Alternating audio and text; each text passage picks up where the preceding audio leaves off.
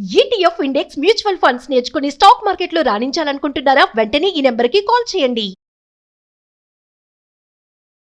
నమస్తే, welcome to Suman TV. నేను విష్ణు. ప్రస్తుతం పాటు సీనియర్ ఫైనాన్స్ ప్రొఫెషనల్ గిరిబాబు గారు ఉన్నారు. వారితో మాట్లాడదాం. సార్ నమస్తే. సార్ గిరిబాబు గారు నమస్తే అండి.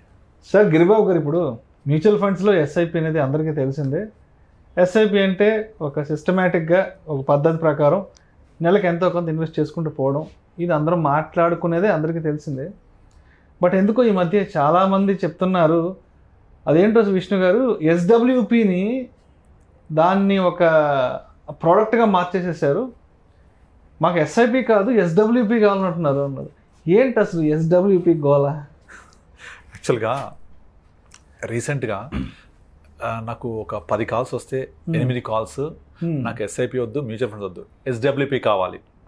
ఈ ఎస్డబ్ల్యూపీ కావాలి, నాకు అదేదో ఉందంట, ఎస్డబ్ల్యూపీ ఉంటుందంట కదా, డబ్బులు బాగా వస్తాయంట కదా, అదైతే బాగుంటుందంట కదా, ఇలా అడుగుతున్నారు.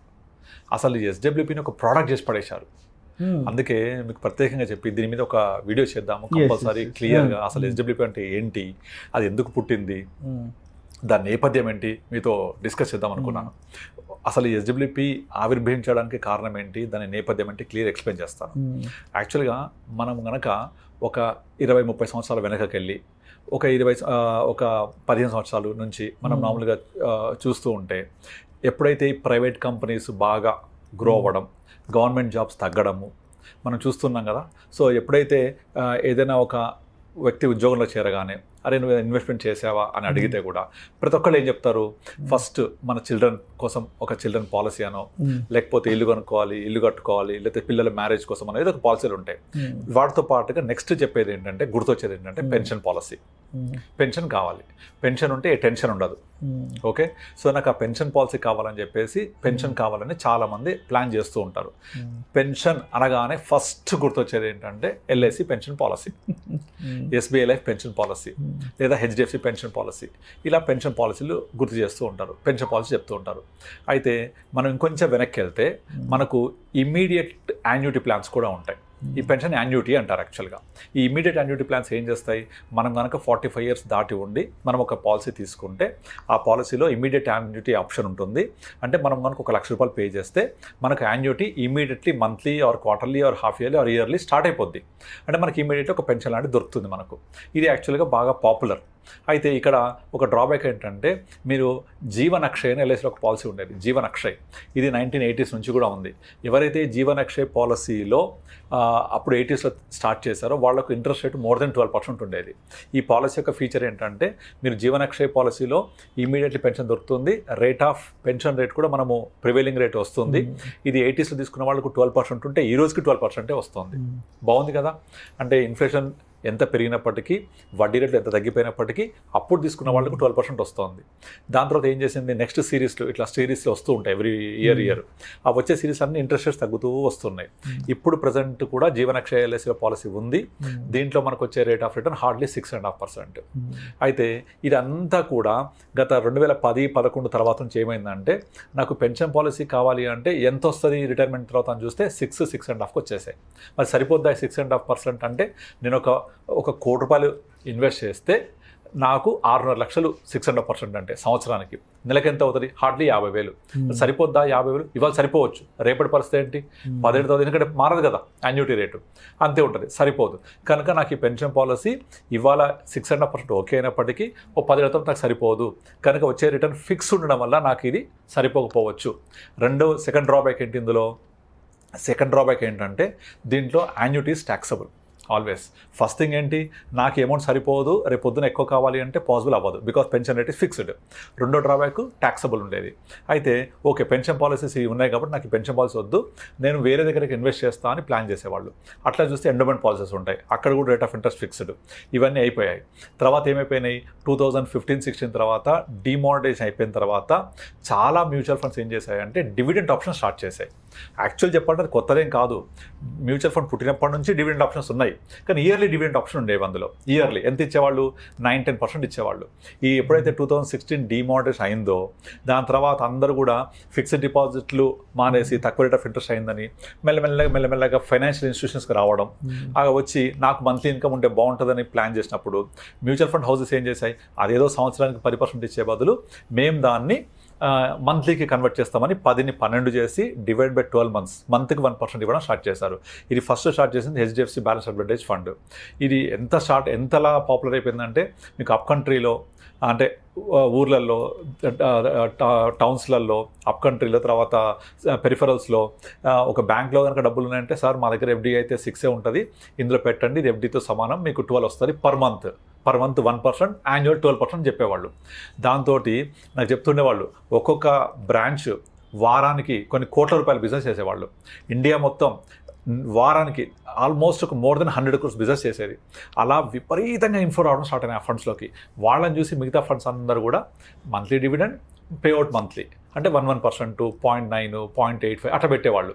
ఇదంతా 2016, 17, 18 చాలా పాపులర్ అయింది. 18లో ఒక బడ్జెట్లో ఒక రూల్ తీసుకొచ్చింది గవర్నమెంట్. ఏం చేసింది, 2018 బడ్జెట్లో డివిడెండ్ డిస్ట్రిబ్యూషన్ ట్యాక్స్ ఇంపోజ్ చేశారు. ఈ డివిడెండ్ డిస్ట్రిబ్యూషన్ ట్యాక్స్ అనేది it's taxable in your hand.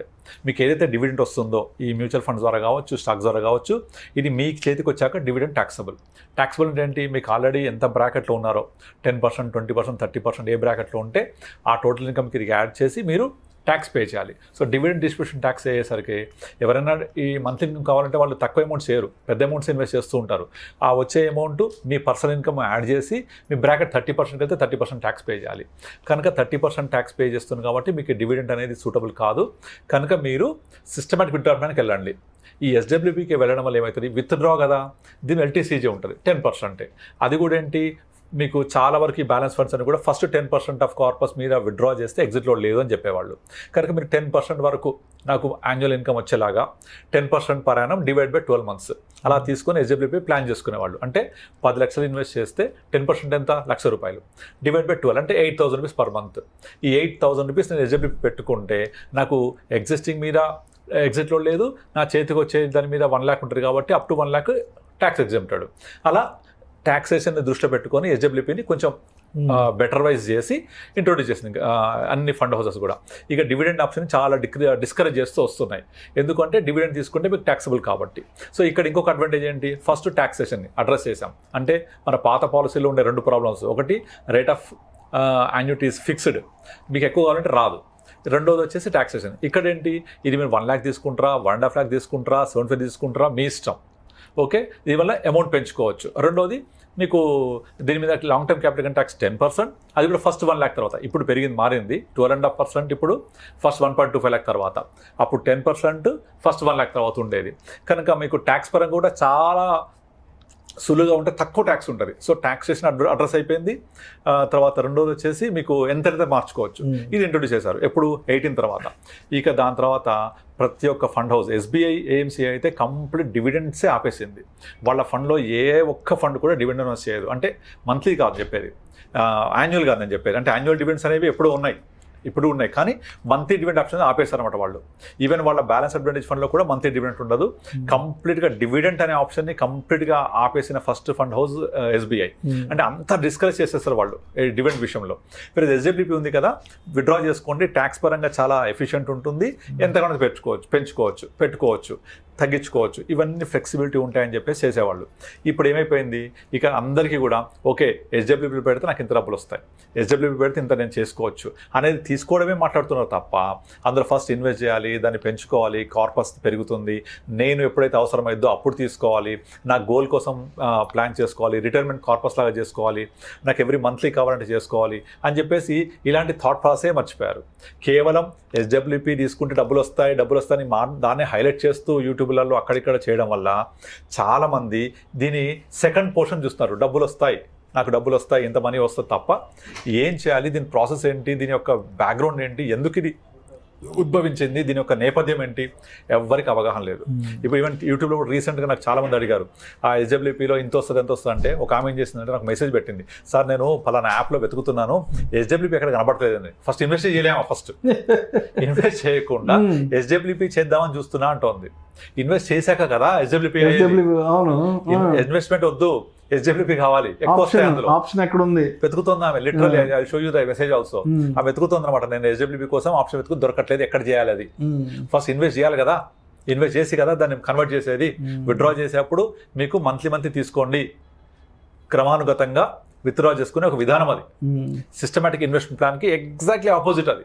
Systematic investment plan, systematic withdrawal plan. మనం ఇన్వెస్ట్ చేస్తూ పోతాం, పెరుగుద్ది, లంసమైద్ది, సిస్టమాటిక్గా తీసుకుంటూ ఉండండి. మనం ఒక వీడియో చేసాం, గుర్తుందా? మీ నెల్లూరు ఫ్రెండ్కి ఒకటి చెప్పాము, 50 లక్షలు ఉంటే ఇల్లు కొనాలా, మ్యూచువల్ ఫండ్ పెట్టాలని. అతనికి ఏం చేశాము, బాబు 50 లక్షలు ఉంటే ఒకేసారి ఇల్లు కొనకు, మ్యూచువల్ ఫండ్ పెట్టుకొని 1 year గ్యాప్ ఇవ్వు, 1 year తర్వాత వచ్చే కార్పస్ నుంచి every month systematic withdrawal plan తీసుకొని నీ ఈఎంఐ కట్టుకొని చెప్పాం. అవునా? సో అది ఎంత బాగా వర్కౌట్ అయింది ఆయనకు. డబ్బులు ఆయన దగ్గర ఉన్నాయి 50 లక్షలు, ఇల్లు వచ్చింది, ఇల్లు లోన్లో తీసుకోవడం వల్ల ఈఎంఐ కట్టుకుంటూ పోయాడు, కార్పస్ ఇక్కడ ఉంది, ప్లస్ ఇల్లు కూడా తను ఎక్వైర్ చేసుకోగలిగాడు. రీసెంట్గా ఒక కేస్ స్టడీ చెప్తాను. యాక్చువల్గా మన దగ్గర ఒక అమ్మాయి వచ్చింది, వాళ్ళ బ్రదర్ వచ్చేసి నా క్లయింట్, ఆమె ఏజ్ 36 ఉంటుంది. అయితే వాళ్ళ husband at the age of 40 he passed away due to some accident. అయితే ఇన్సూరెన్స్ నుంచి 50 లక్షలు, తర్వాత వాళ్ళ ఫ్రెండ్స్ అంతా కొంచెం గ్యాదర్ చేసి ఒక 4-5 lakhs ఇచ్చారు ఆమెకు. మొత్తం 55 lakhs మాత్రమే ఆమె దగ్గర ఉన్నాయి. ఇంకా వేరే ఇన్కమ్ అంటూ ఏమీ లేదు ఆమె దగ్గర. వాళ్ళ హస్బెండ్ పేరెంట్స్ కూడా ఎవరు చూడట్లేదు ఇప్పుడు ఆమెని. సో ఈ 55 lakhs జీవితాంతం ఆమెకు యూజ్ అవ్వాలి. ప్లస్ 2 kids ఉన్నారు, వాళ్ళ ఎడ్యుకేషన్ నీడ్స్, మ్యారేజ్ నీడ్స్ అన్ని ఫుల్ఫిల్ అవ్వాలి. But total corpus available is 55 lakhs. ఇది ఎలా చేద్దాం అనే దగ్గరికి వస్తే నేను ఒక మంచి సలహా ఇచ్చాను. నార్మల్గా అందరు ఎస్డబ్ల్యూపీ ప్లాన్ చేసే వాళ్ళు చేసే తప్పేంటంటే, ఈ 50 లక్షలు తీసుకెళ్ళి ఒక బ్యాలెన్స్ ఫండ్ లేకపోతే కన్జర్వేటివ్ హైబ్రిడ్ ఫండ్లో పెట్టేసి ఎవ్రీ మంత్ 6-7% తీసుకుంటూ ఉంటారు. అందరూ చేసే పని అది. బట్ అలా చేయకూడదు. నేనేం చేశానంటే, నాకు ఒక 1 year టైం ఇవ్వండి, ఈ 50 lakhs ఇన్వెస్ట్ చేద్దాం. ఈ 1 year పాటు మీరు బ్రతకడానికి మీకు కావాల్సిన డబ్బులు ఆల్రెడీ 55 lakhs ఉన్నారు కదా, ఒక 4-5 lakhs ఉంచుకోండి అకౌంట్లో. అది మీరు యూజ్ చేసుకుంటూ 1 year గడపండి. 1 year తర్వాత 50 lakhsలో ఒక 12% ఎంత అవుతుంది? 50 lakhs మీద ఎగ్జాక్ట్లీ 6 lakhs వస్తుంది. ఆ 6 lakhs నేనేం చేశానంటే 1 year తర్వాత ఎగ్జాక్ట్లీ కావాల్సిన 6 lakhsని వేరే ఫండ్స్కి మూవ్ చేసాం. అంటే ఏంటవి? మన equity savings fund, conservative hybrid funds, balance advantage funds అని ఉంటాయి. Balance advantage fund BAF, conservative hybrid funds, equity savings. ఇందులో ఏంటంటే ఈక్విటీ పర్సెంట్ చాలా తక్కువ ఉంటుంది, like 10-20%, very very low fluctuation and regular మనకి ఇన్కమ్ ఇస్తాయి ఇవి. ఈ 6 lakhsలో నుంచి ఆమెకు కావాల్సిన 50 lakhsలో 1% ఎంత? 50,000. ఆ 50,000 తీసుకోవడానికి కావాల్సిన 6 lakhs పక్కన క్రియేట్ చేసి పెట్టాను. అందులోంచి ఎవ్రీ మంత్ 50 తీసుకుంటూ ఉంటుంది. తీసుకున్నా కూడా 6 lakhs ఇంకా పెరిగే ఉంటాయి కొద్దిగా, ఎందుకంటే మినిమం అవి 8-9% ఇస్తూ ఉంటాయి. మళ్ళీ 1 year తర్వాత నా 50 lakhs మళ్ళీ పెరిగింది కదా, ఇక్కడ ఇచ్చేస్తాను, మళ్ళీ మూవ్ చేసి తీసుకుంటూ ఉంటాం. అయితే ఈ మధ్యలో ఏమైపోయింది, లాస్ట్ 1.5 yearలో మార్కెట్ బాగా పెరిగింది కదా, instead of 12% this has generated more than 20%. ఎందుకు అంటే నా రెగ్యులర్గా ఏదైతే ఫండ్స్ జనరల్గా అడ్వైస్ చేస్తుంటానో, large cap, large mid cap, small cap, mid cap, కొంచెం సెక్టోరల్ ఎక్స్పోజరు, ఇవన్నీ ప్రాపర్గా బ్యాలెన్స్ చేయడం వల్ల దీని రిజల్ట్ ఎక్కువ ఉంటుంది, రిటర్న్స్ ఎక్కువ ఉంటాయి. దాన్ని తీసుకొని ఎవ్రీ ఇయర్ మనం ఇలా ఒక కార్పస్ క్రియేట్ చేసుకొని ఆ కార్పస్ నుంచి విత్డ్రా చేసుకుంటూ పోవాలి. ఇలా చేయడం వల్ల మన బేస్ ఫండ్ ఏమో బాగా పెరుగుద్ది, ఇక్కడ నుంచి మనకు కావాల్సిన మంత్ ఇన్కమ్ ఇక్కడ నుంచి వస్తూ ఉంటుంది. అంటే 2 బైఫర్కేట్ చేయడం వల్ల. యాక్చువల్గా చేసేది ఏంటంటే, అందరూ ఈ పని చేయకుండా చాలామంది అడ్వైజర్స్ కానీ ఇన్వెస్టర్స్ కానీ తీసుకెళ్లి బ్యాలెన్స్ అడ్వాంటేజ్ ఫండ్ పెట్టేసుకొని నేను ఎవ్రీ మంత్ తీసుకుంటూ పోతా అని చెప్తారు. అలా తీసుకుంటూ పోతే ఈ ఫండ్ కొంచెం కన్జర్వేటివ్గా పర్ఫామ్ చేస్తుంది. గతంలో చేసిందే, ఇప్పుడు అంత కష్టం రావడం ముందు కనుక మీకు పర్ఫార్మెన్స్ ఆఫ్ ద ఫండ్ అనేది ఎక్కువ అగ్రెసివ్ ఉండదు, రిటర్న్స్ తక్కువ ఉంటాయి, గ్రోత్ తక్కువ ఉంటుంది. అలా కాకుండా మీరు డివైడ్ చేసేయండి. ఒక్క 1 year టైం తీసుకొని ఒక 12% వచ్చాక దాన్ని సపరేట్గా ఫండ్స్ మూవ్ చేసుకోవాలి. నేను చెప్పినట్టుగా ఈక్విటీ సేవింగ్స్, కన్జర్వేటివ్ హైబ్రిడ్, బ్యాఫ్లోకి మూవ్ చేసుకొని విత్డ్రా ప్లాన్ చేసుకోవాలి. ఇది 1 year తర్వాత చేయాలి, ఫస్ట్ 1 year తర్వాత. ఇక ఎవ్రీ ఇయర్ ఈ ప్రాసెస్ చేస్తున్నారు, ఇయర్లీ వన్స్ చేయాలి. ప్రాసెస్ చేస్తే మీ బేస్ ఫండ్ ఏమో అగ్రెసివ్ పర్ఫామ్ చేస్తుంది, ఇక్కడ మంత్లీ రావచ్చు, మంచిగా వస్తూ ఉంటాయి. ఇప్పుడు క్వశ్చన్ రావచ్చు, మరి 1 year ఎప్పుడైనా మనం 12% ఇవ్వకపోతే అని పాసిబిలిటీ ఉంటుంది. అప్పుడు 12% రాకపోతే కొంచెం మనం కార్పస్ నుంచి తీసుకోవాల్సి వస్తుంది. బట్ ఎవ్రీ ఇయర్ మినిమం యావరేజ్గా 12-15% ఇస్తూ ఉంటుంది. ఏ సంవత్సరమైనా రాకపోతే కూడా మనం కొంచెం కార్పొరేషన్ తీసుకోవాల్సి వస్తుంది, తీసుకుందాం. కానీ ఆ 3-4 yearsలో ఎప్పుడోసారి బాగా జంప్ కొడుతుంది మార్కెట్, అప్పుడు మేకప్ అయిపోతుంది.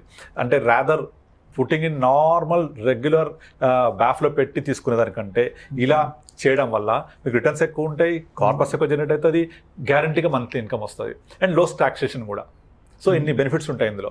ఇవన్నీ అర్థం చేసుకోకుండా నాకు ఎస్డబ్ల్యూపీ కావాలి, ఎస్డబ్ల్యూపీ మాత్రమే కావాలి, మ్యూచువల్ ఫండ్స్ రిస్క్ నాకు వద్దు అనే రేంజ్కి వెళ్ళిపోయింది. సో అందుకే అలా కాకుండా ఇది ఒక క్రమానుగతంగా విత్డ్రా చేసుకునే ఒక విధానం మాత్రమే. దానికంటే ముందు ఇన్వెస్ట్ చేయాలి. ఫస్ట్ మనం ఇన్వెస్ట్ చేసి ప్రాపర్గా ప్లాన్ చేసుకొని తీసుకుంటూ ఉండాలి. అంటే ఒక ఎస్డబ్ల్యూపీ గురించే కాదు, మ్యూచువల్ ఫండ్ ఇన్వెస్ట్మెంట్ కూడా ఒక స్పెక్యులేషన్ చేసేసారు. అంటే ఎగ్జాక్ట్లీ మార్కెట్ ఆల్ టైమ్ హైకి వెళ్ళిపోయింది, డబ్బులు రిడెంప్షన్ కొట్టాలి, మళ్ళీ పడగానే మార్కెట్ పడంగానే మళ్ళీ ఇక్కడ ఇన్వెస్ట్మెంట్ చేయాలా ఏంటి అంటే ఎందుకు ఇలాంటి పర్సెప్షన్ స్టార్ట్ అవుతుంది అంటారు? ఎందుకు దీన్ని కూడా ఒక ఈక్విటీ కైండ్ ఆఫ్ దీంట్లోకి తీసుకొచ్చేసారు? గ్రీడ్ పెరిగిపోవడం. యాక్చువల్గా ఎప్పుడు కూడా స్టాక్ మార్కెట్కి ఒక పొటెన్షియల్ ఉంటుంది, ఎంత అంటే 12-15% రిటర్న్ ఇవ్వడం. కానీ లాస్ట్ 4 yearsలో స్టాక్ మార్కెట్ ఎప్పుడు చూడనంతగా విపరీతం రిటర్న్స్ ఇచ్చింది. అంటే 2025 ఏప్రిల్లో మనం 25,000 సెన్సెక్స్ అనుకుంటే ఇవాళ 82,000 సెన్సెక్స్ ఉంది కదా. అంటే 4 yearsలో 2020 ఏప్రిల్ టు 21, 22, 23, 24 అంటే 4.5 yearsలో 3 times పెరిగింది. జరుగుద్దా నార్మల్గా ఇట్లా? ఎప్పుడు జరగదు కదా. ఇది సెకండ్ టైం జరగడం. యాక్చువల్గా 2005, 6, 2007 ఈ 3 yearsలో Sensex has moved from 6,000 to 21,000 అంటే ఆల్మోస్ట్ 3.5 times పెరిగింది. కానీ 2008 జనవరిలో ఏమైంది? మొత్తం వరల్డ్ వైడ్ రిసెషన్ వచ్చి మొత్తం ఎక్కడి నుంచి అయితే ప్రారంభమైంది మార్కెట్ 6,000 మళ్ళీ 21,000 నుంచి అదే 7,000 పడిపోయింది. అది కరెక్ట్గా అప్పుడు జరిగింది కదా. అంటే 2006 to 2005, 6, 7 3 years పెరిగిందంతా 9 monthsలో మొత్తం వెనక్కి వచ్చేసింది. వచ్చి మళ్ళీ 20,000 రావడానికి 5 years పట్టింది. కానీ ఈసారి అలా కాదు. 2020 ఏప్రిల్లో 25,000 నుంచి స్టార్ట్ అయ్యి ఇవాళ 80,000 చూస్తున్నాం. కానీ మార్కెట్ ఎప్పుడు పడుద్ది, మళ్ళీ ఎంత పడుద్ది, మళ్ళీ రికవరీ ఎట్లయితుంది అనేదానికి ఆన్సర్ లేదు. కాకపోతే అప్పటికిప్పటికి డిఫరెన్స్ ఏంటంటే అప్పటి మార్కెట్ని కంప్లీట్గా FIIs ముందు నడిపించారు. 70-80% ఇన్వెస్ట్మెంట్స్ అంతా FIIsది, ఫారెన్ ఇన్స్టిట్యూషనలైజ్డ్ ఇన్వెస్టర్స్ది. బట్ ఇప్పుడు రివర్స్, 70% అంతా డొమెస్టిక్ ఇన్వెస్టర్స్ది. అంతా మన వాళ్ళే ముందు నడిపిస్తున్నారు. అసలు మార్కెట్ పడింది అంటే నెక్స్ట్ డే పంపింగ్ మనీ హ్యూజ్గా. అసలు FIIs రోజు చాలా తగ్గిపోయింది. సో ఇప్పుడు మన ఇండియన్ ఇన్వెస్టర్స్ ముందుండి మార్కెట్ని తీసుకెళ్తున్నారు. ఎంతకాలం అయితే లిక్విడిటీ ఉంటుందో అంతకాలం నడుస్తూ ఉంటుంది. ఈ లిక్విడిటీ కూడా ఏంటి, ప్రజెంట్ స్టాక్ మార్కెట్ ఎప్పుడు స్టాక్స్ లిమిటెడ్ సప్లై, కానీ because of more demand, because of more liquidity, higher the price is chasing for next higher price. ఇప్పుడు మన దగ్గర అందరి దగ్గర సేమ్ షేర్స్ ఉన్నాయి క్వాంటిటీ. మీరు ఒక 100 రూపాయలు అమ్మారు, 105 కొంటున్నా, ఇంకో 110 కొంటా అంటున్నాడు, ఇంకో 120 కొంటా అంటున్నాడు, పెరిగిపోతుంది కదా. So when too much money chase too little goods, price will increase. Real estate కానీ దేనికైనా వర్తిస్తుంది. సో ఈ లిక్విడిటీ ఎప్పుడు అయిపోద్ది, ఎప్పుడు డబ్బులు అయిపోతాయో అప్పటిదాకా నడుస్తూనే ఉంటుంది. సో ఎప్పుడు తెలియదు. యాజ్ ఎ కన్క్లూజన్ ఏం చెప్తారు అసలు ఆడియన్స్ కంటే? ఎస్డబ్ల్యూపీని కూడా ఎస్ఐపి లాగా కన్సిడర్ చేసేసారు కాబట్టి ఏంటి కన్క్లూజన్ అని చెప్తారు? సో ఎస్డబ్ల్యూపీ అనేది మనము గోల్ రీచ్ అయినప్పుడు అందులో నుంచి లబ్ధి పొందే విధానం మాత్రమే. ఇది ఇన్వెస్ట్మెంట్ విధానం కాదు. ఇన్వెస్ట్మెంట్ చేసిన తర్వాత మనకు వచ్చే ప్రతిఫలం ఇది. కనుక ఎస్డబ్ల్యూపీ అనేది లాస్ట్ జరుగుద్ది. మనకు నీడ్ గోల్ అవసరమైనప్పుడు లెస్ టాక్సేషన్ ఉంటుంది, ప్లస్ మనకు ఎంత కావాలో అంతా పెట్టుకోవచ్చు, మన చేతిలో పని అది. కనుక దాన్ని అలాగా చూడండి తప్ప ఇన్వెస్ట్మెంట్ అనేది mutual fund, SIP is different. Invest చేసి పెరిగిన తర్వాత తీసుకునే విధానం అది. ఎగ్జాక్ట్లీ, దానికి రీసెర్చ్ చేయకూడదు. ఆల్రెడీ SIP చేసుకుని వెళ్ళిన తర్వాత ఇప్పుడు నార్మల్గా SIP చేసో లేకపోతే ఇప్పుడు నేను చెప్పిన ఎగ్జాంపుల్లో ఒకేసారి పెట్టింది, అలా ఒకేసారి పెట్టిన కేసులు కొన్నే ఉంటాయి. దాదాపుగా ఏం చేస్తారు, 30 years 40 years ఏ వ్యక్తి ఉన్న వ్యక్తి చేసుకుంటూ వెళ్ళి 55-60 వచ్చిన తర్వాత మొత్తం కార్పస్ అంతా కొంచెం కన్జర్వేటివ్ చేసుకొని కొంత బ్యాలెన్స్ చేసుకొని విత్డ్రా చేసుకుంటూ వెళ్ళాలి. That's what we are saying. అప్పుడు నీ కార్పస్ డిస్టర్బ్ అవ్వదు, నీకు రెగ్యులర్ క్యాష్ లో వస్తుంది, టాక్సేషన్ తక్కువ ఉంటుంది. చాలా ఈ 3 బెనిఫిట్స్ ఉంటాయి. కనుక దీన్ని ఎస్డబ్ల్యూపీ అనేది ఒక విత్డ్రా చేసుకునే విధానం మాత్రమే, అది ఇన్వెస్ట్మెంట్ విధానం కాదు. ఇన్వెస్ట్ చేశాక వచ్చేది అది, అది అర్థం చేసుకోవాలి. Thank you sir, thank you so much. Thank you అండి.